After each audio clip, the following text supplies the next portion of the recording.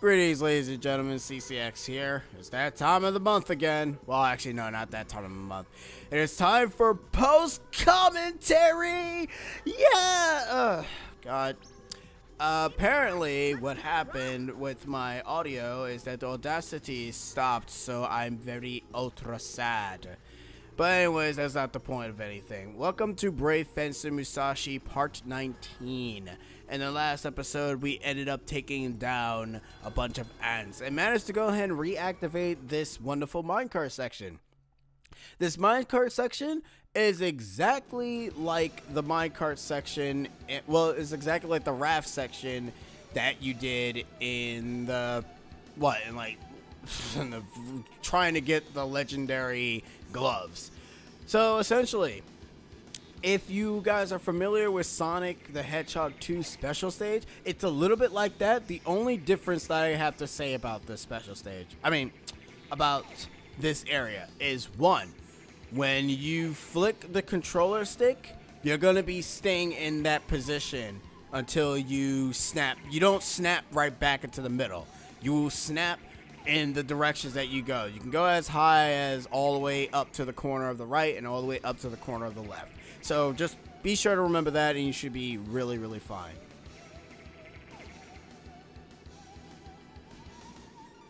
But other than that, however, this section you can only get hit 4 times. So I guess what I could go ahead and go into detail is, I don't know, what? I don't really, see, the thing is, I don't even know what the hell I was talking about when I did this. Also, this is being recorded after I've already finished recording Brave Fencer Musashi. So, yeah, this is, this is great. So now I have nothing to talk about. Damn. I guess I can talk about what the boss that we're going to be fighting soon. Actually, you know what? If I do that, I'm going to have, no commentary at all. So, I have to say, Brave Fencer Musashi, I also like how the time is not moving at all. It's pretty interesting. Those sections there where you saw the little flags, those are checkpoints. And after a while, this section starts to get a little bit faster and more hectic than ever. And if you actually can see the model, in fact, I think if you stop the video, you can probably see the feet of the ants running. Yeah, they're not flying, they are running. And oh, right, that's right. I remember what happened when I talked about the names of these ants. It was actually during this section. You want to know what these ants are called? They're called giants. You know, like giant? Yeah, they're called What type of name is giants? Like, seriously, what type of name is giants? Were you guys really that creative in terms of monster naming? Mind you, you guys have Scorpion. That's a badass name. You guys have the Relic Keeper. That's not really as badass because it's just a keeper of the relics, but whatever. You guys have Ice Dragon, which is, questionable, I guess. And then you guys have Queen Ant. You know what? Never mind. I think the only few bosses that you guys really had a good name is the last Crest Guardian, and that's it. Cause I was actually lucky here. I actually managed to get past this section. You do get a bit of invisibility frames when you do get hit, so don't worry. But anyways, I'm gonna stay silent for a bit and let you guys hear the foreshadowing theme of this wonderful place.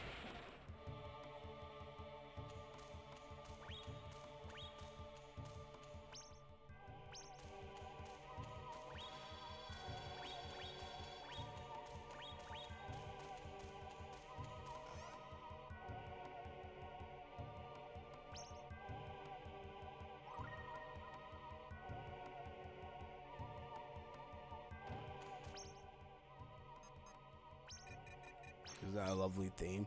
Look, it's better than ooh doo doo ooh ooh ooh doo doo ooh ooh. Seriously, that dungeon theme could actually get quite annoying. Anyways, drill your way through the hole and let's begin the next boss fight. Whoa, the ground's kind of squishy. What the heck's this? Crest Guardian Queen Ant. I will do that every single time if they show me subtitles of a boss. It's amazing. Say hello to the second to final Crest Guardian. And unlike all the other Crest Guardians that were easy as pie, Queen Ant has multitudes of attacks. She has her wonderful bugs that tries to eat you and pick at your feet every single time you slap her upside the head with Lumina. She has her talons that will end up grabbing you and putting you into her wonderful spiked gut and then spewing poison down on you, poisoning you. But don't worry, just like in the area where we were beginning at, you can get an antidote from these guys, from the little tiny monsters that you're killing. It's actually random of which one's actually holding the antidote. And when she does that claw swipe, that's when she'll go down and you'll be able to whack her in the face. Here's her talon attack, which she'll try to grab you. It does get a bit difficult for the third time though, and it's a lot longer for reasons unknown. Also, you notice that her little sack thing went up. I actually don't know what that does, because I actually never got hit by it. I mean, it's hard to really get hit by it. You'll probably always get hit by her squishy spike things that she keeps perching through, which is pretty amazing. And the Musashi gave this thing free will. It's a good thing this thing can't move, because this thing would be a pain in the butt to actually manage to kill. Mind you, I guess no, Crest Guardians are a little bit more thick to be able to kill. I mean, I did talk about the Crest Guardians before, of all of them being made by Musashi. I guess I could go ahead and explain a little bit more of that. See, the thing is that Musashi wanted to go ahead and create these Crest Guardians so that nobody would be foolish enough to go ahead and get the scrolls again. Oh, by the way, you need the wind scroll to be able to spin yourself to be able to hit her core. The other thing you need to know, she will try to blow you off. I'm not sure what happens if you do get blown off. But when you end up using the wind scroll, her sack will become lava. I don't know. This doesn't make any sense. This ant is not an ant. This ant is by far the most stupidest thing I ever seen in my life.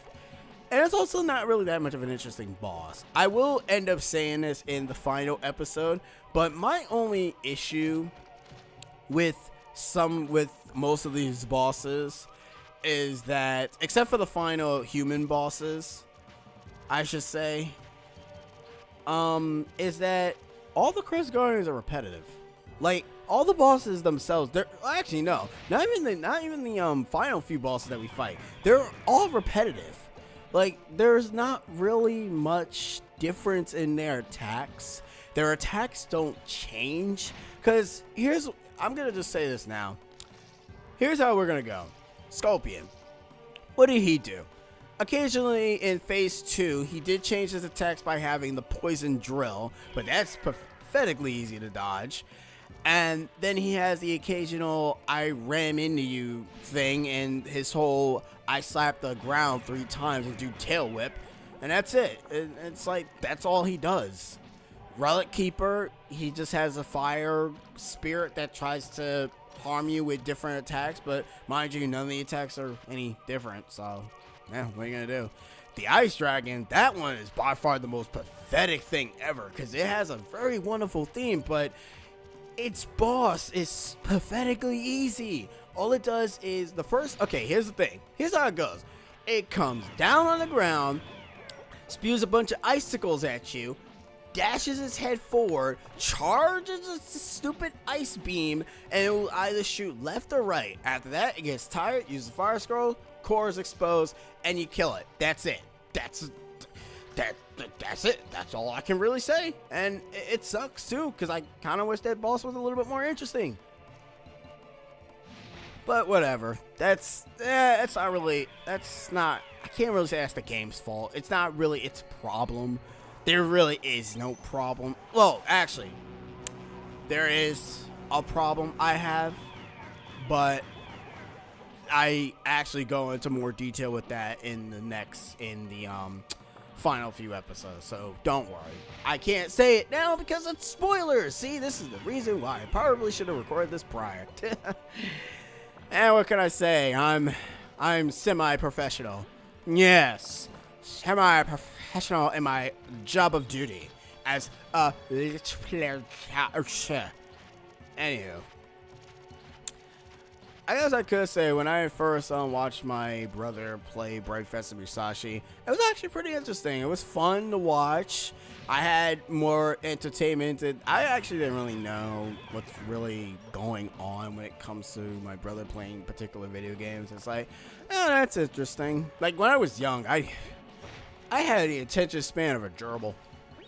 Like, mind you, that's insult to all gerbils everywhere, but I just did not have any interest in the type of games that my brother was playing, so, and it showed. But now that I'm older and I end up doing this,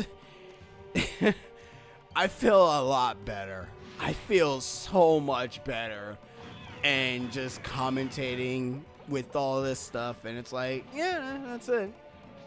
I mean, it's Queen Ant. It's a pretty cool ant. I mean, mind you, I guess I would have wanted another Crest Guardian that's like a little bit more animal based. This is an insect. Mind you, I guess if you really want to think about it, Scorpion is made out of rock. The Relic Keeper is also made out of stone, and the friggin' what is it? The Ice Dragon is made out of ice, and the Queen Ant is made out of wind. No, she's made out of skin. That doesn't make any sense. Yeah. All right, whatever. Actually, I don't think she actually puts you towards her spike. I think she just brings you closer to her and spews things on you. But yeah, the third phase, however, is a little bit longer, so, you know. By the way, this is actually the only boss fight that Lumina that will be leveling up like crazy. Another thing I should say, the level up system, as much as I do like it, I kind of wish it had a little bit more impact, because the only one that I can think of that's a little bit interesting is probably your friggin' your mind in Lumina. That's it. But anyways, that is the end of the Queen Ant.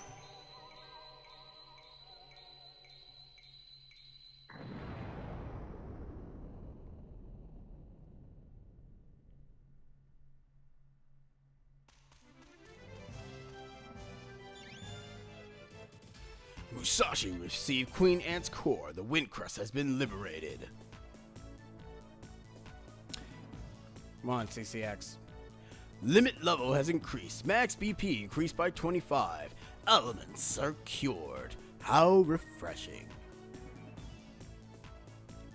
But now it's time to use that wind scroll to use, because we actually can't get out of here. So charge up and hutcha!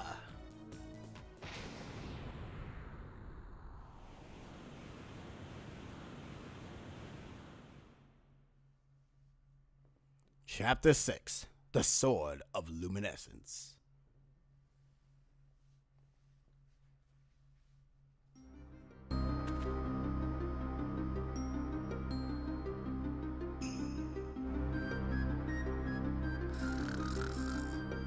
Huh? Leno?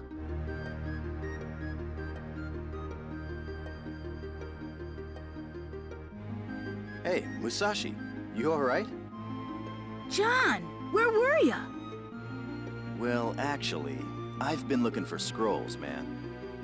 Already have the earth, water, fire, and wind scrolls, pal. Man, then the only one that's left is the Sky Scroll. So you know where it is? Sure, man. I looked it up in some ancient scriptures. A pillar of wind, day of the sky, tears of God fall on the forest, prodigious tree. It looks like this is the clue to finding the Sky Scroll. I wrote it down for you, just in case.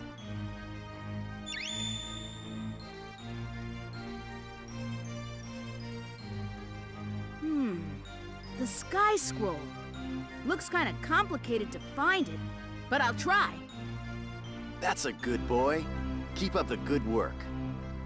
As long as you can get the Sky Scroll, you can liberate the Sky Crest with Lumina, since you already have the other 4 scrolls. Man, even I don't know what'll happen after that. You mean you don't know? Well, I did my job. It's time to say goodbye, Musashi. Make sure you're well prepared before going, because once you get there, there's no turning back. Don't give up. We're counting on you. Okay, let's go, Leno. John! Leno! Wait! Something different about John today. Yeah, he's a man. Who knew? Oh, man. But, funny enough, you're actually in the area where you could actually find the first Bincho energy, but who cares?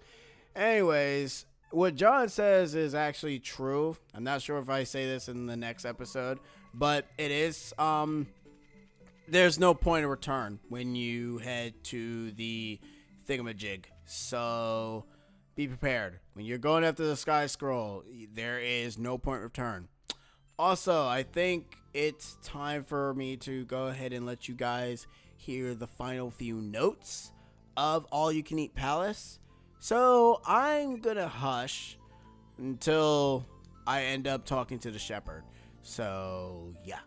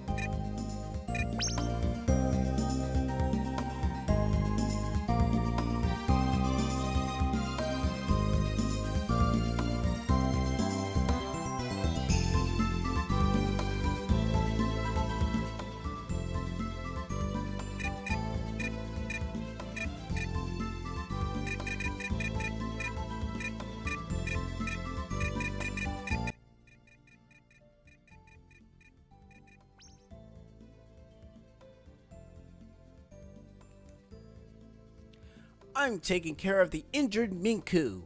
13 are now in my care, and that makes all of the Minku in the world. It is said that the mother Minku exists. If she does, then she's probably extremely upset. Well, I have to go apply first aid.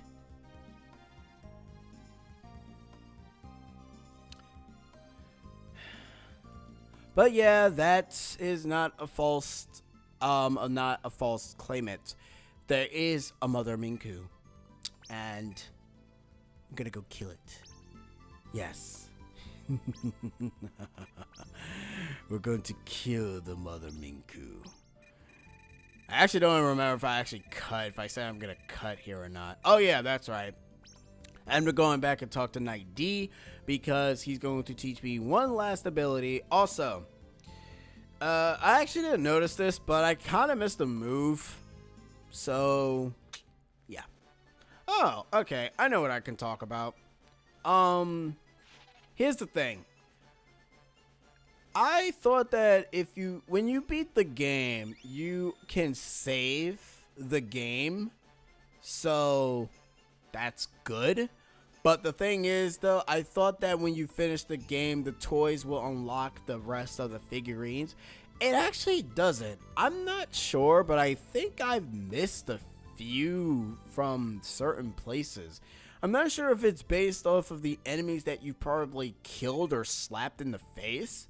Then again, that wouldn't be that shouldn't really be the case, because one of the bosses, well, not one of the bosses, particular figurines are missing, and you think that they would have shown up, because spoiler 1 is not here, is not there, and spoiler 2 and spoiler 3 is also not there.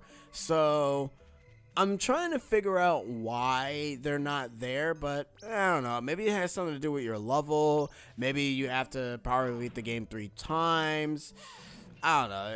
It's a bit weird. But anyways, to be able to activate Rumparoni SP, you essentially press the triangle button when you're in a double jump. Okay, I don't cut here because I think I actually continuously talk because there's really no point in cutting.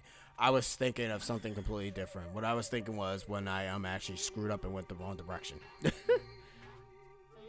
So yeah, to be able to find the Mother Minku, we need to go head back to Meandering Forest. How are you supposed to know that? I don't know. But then again, in all honesty, where else is it gonna be? Like, seriously. You kind of notice that most of these Minkus all travel in like nighttime forest. Sometimes in the forest, like hell, half of them we only meet like 2 in the mountain area, to my knowledge. I think it's 2 in the mountain area, because I know there was one in Scorpion's area, and then there was one in the area where the oh no, there's 3. There's 3 Minkus in Twin Peak. There are 2 in Grillin Village. There is 2 underground in the ant mines, which is probably not what it's called. There is one in the area with the Mysteria. There's one in the well. There's one where the Wind Scroll resides. There's bunch of others, I guess. I don't know, it's very weird. I don't even know. I mean, I guess like if Breath of the Wild is something like that, where you had to grab cuckoos to go ahead and get their friggin' their heart pieces or something, that'd be kind of weird. I don't know. But anyways, once you're fully prepared, I really mean that you need to be fully prepared. It's time to fight Mother Minku. And look at this, she is huge.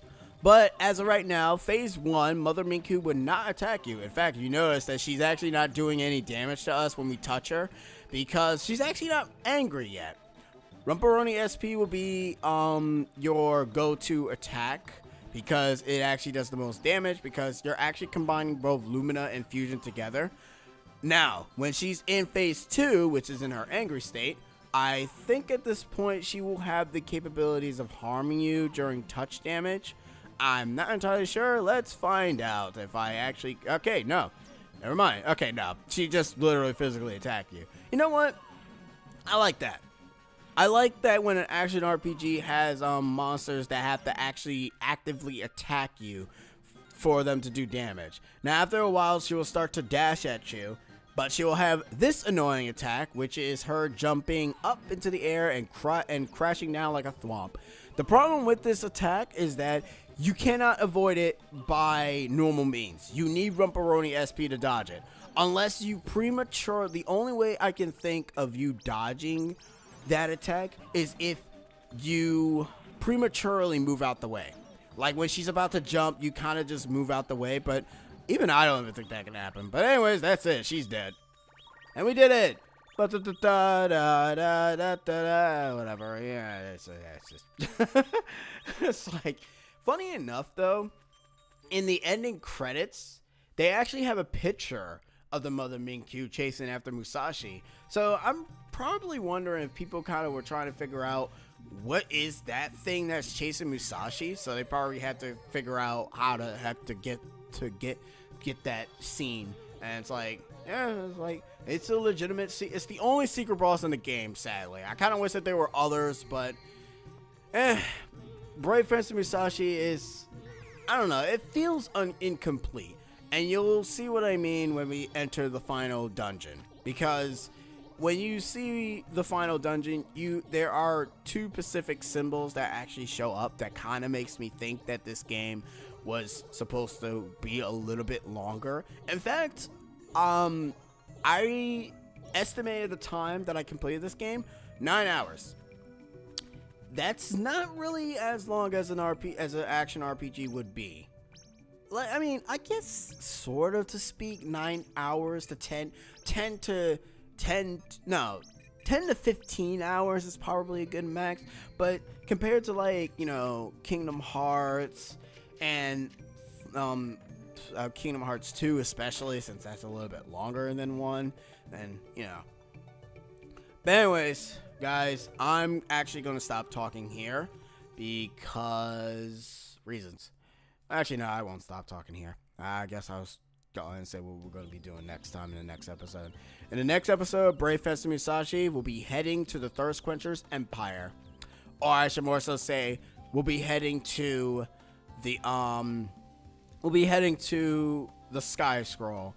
So I've been CCX, and sorry for the fact that I had to do this post again. I really wish I did not have to do posts, but I think I figured out why my thing has been messing up. So I'll be sure to stop letting that happen. So CCX, over and out. See yas.